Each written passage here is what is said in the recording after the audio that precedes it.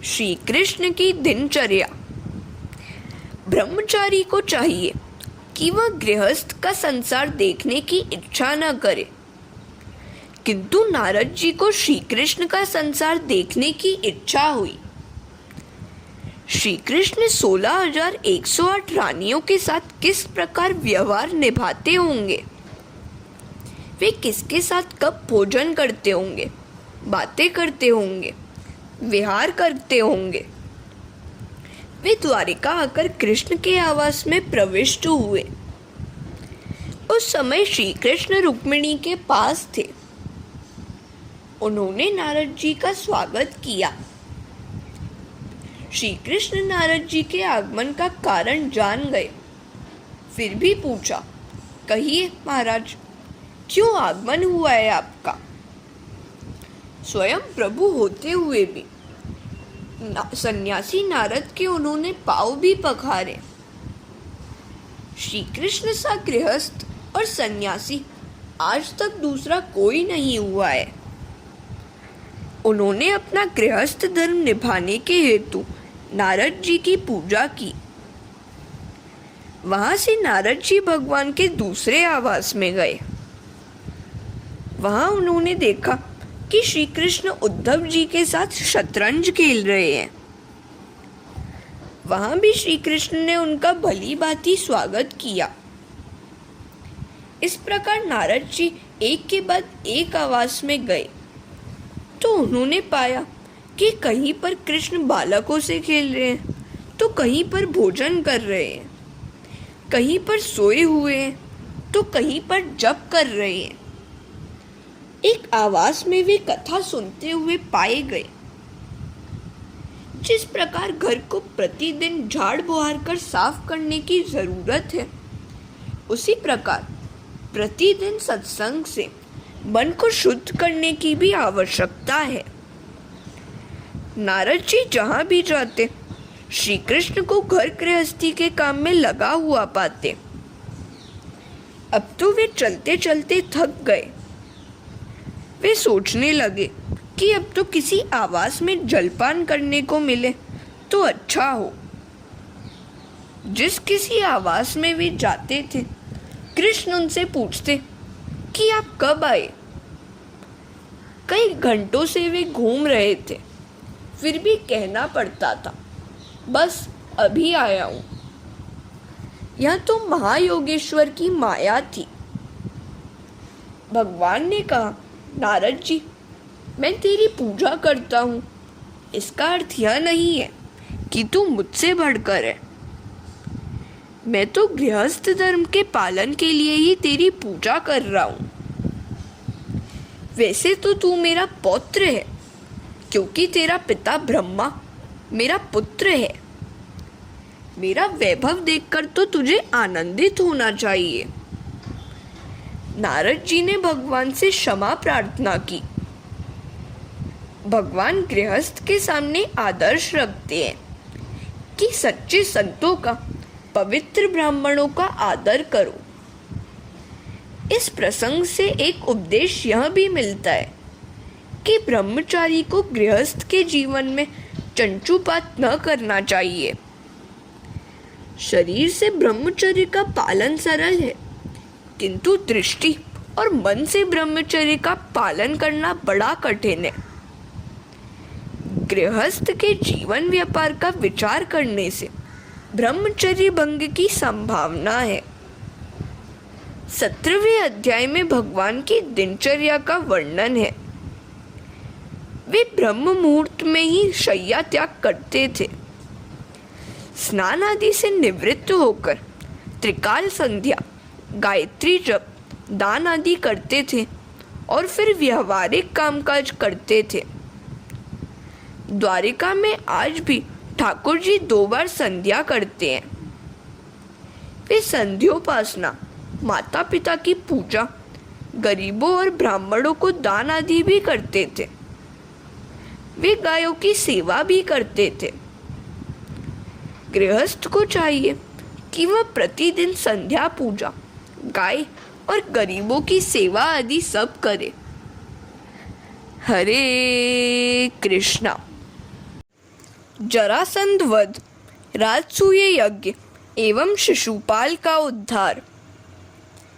एक बार नारद जी ने भगवान से विनती की कि जरासंध द्वारा बंदी बनाए गए राजाओं को मुक्त करें। उसी समय युधिष्ठिर की ओर से आमंत्रण आया कि राजसूय यज्ञ में पधारिए। भगवान सोचने लगे कि पहले कौन सा काम किया जाए। नारद जी ने कहा कि वे प्रथम यज्ञ में ही जाएं। राजसूय यज्ञ के समय भीम ने दुर्योधन का अपमान किया कि अंधे का पुत्र अंधा ही होता है। इस कर्कशा वाणी ने कलह का प्रारंभ किया, जिसकी अंतिम परिणति महाभारत के दारुण युद्ध में हुई। पांडवों ने वनवास का समय गुजरात में बिताया था। संखेड़ा के निकट पंचेश्वर महादेव के पास वे रहते थे। वर्तमान धौल का शहर ही प्राचीन विराट नगरी थी। राजसूय यज्ञ के निमित्त योद्धाओं का नाश हो गया, किंतु एक जरासंध शेष रह गया। वह महान शिव भक्त था, सो उसे जीतना आसान नहीं था। तो भगवान ने युक्ति की। वे स्वयं अर्जुन और भीम के साथ ब्राह्मण का वेश धारण करके जरासंध के पास आए।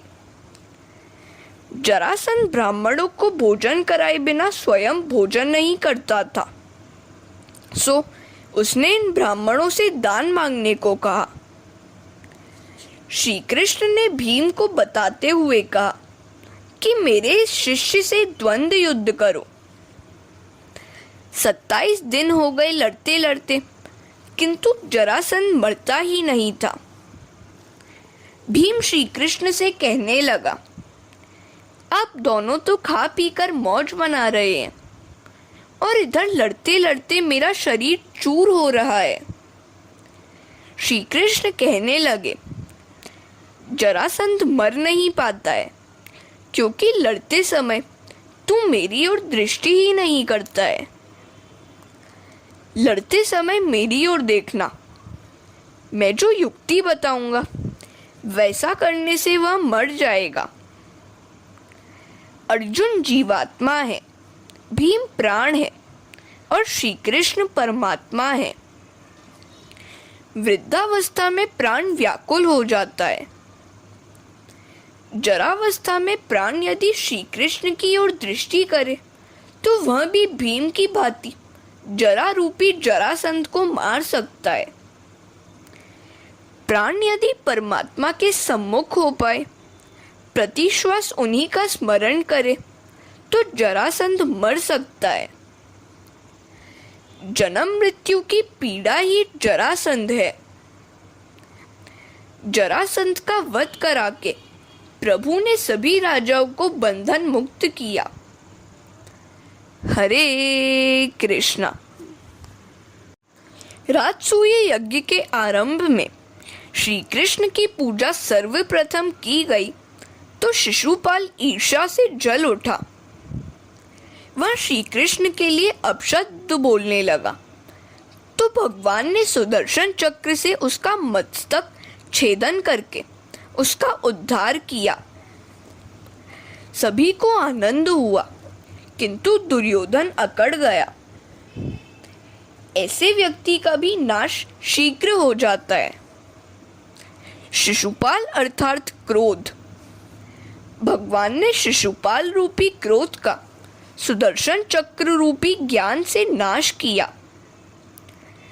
क्रोध को मिटाने का उपाय ज्ञान ही है। दुर्योधन ने कपट से पांडवों को द्यूत में हराया। पांडवों ने विराट नगरी में अज्ञातवास किया। वनवास और अज्ञातवास समाप्त होने पर पांडव कौरवों के युद्ध का प्रसंग आया।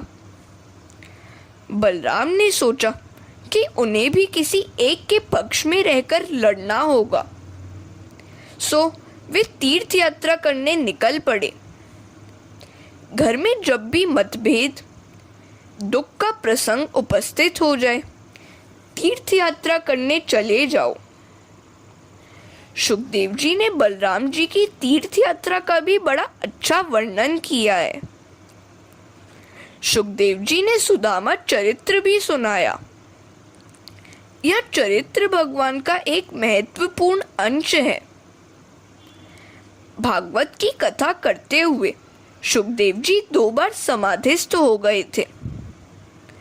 उस समय अन्य ऋषियों ने वेद मंत्रोच्चार से उनको सचेत किया था। सुखदेव जी की समाधि के वे 2 प्रसंग इस प्रकार थे। पहला, श्री कृष्ण ने गोपालक, गाय, बछड़ों आदि का रूप लेकर ब्रह्मा को अपनी माया का दर्शन कराया था, उस प्रसंग के वर्णन के समय। और दूसरा, सुदामा चरित्र के कथन के समय। राजा परीक्षित सुदामा चरित्र के आरंभ के समय सुखदेव जी से कहते हैं, इस कृष्ण कथा को सुनते हुए तृप्ति ही नहीं हो पा रही है। वही वाणी धन्य है जो भगवान का गुण वर्णन करती है। वही हाथ सच्चा हाथ है जो भगवान की सेवा करता है। वही मन सच्चा मन है जो स्थावर जंगम सभी में व्याप्त प्रभु का स्मरण करता है। वही कान सच्चे कान है जो भगवान की पवित्र कथा का श्रवण करते हैं। हरे कृष्णा।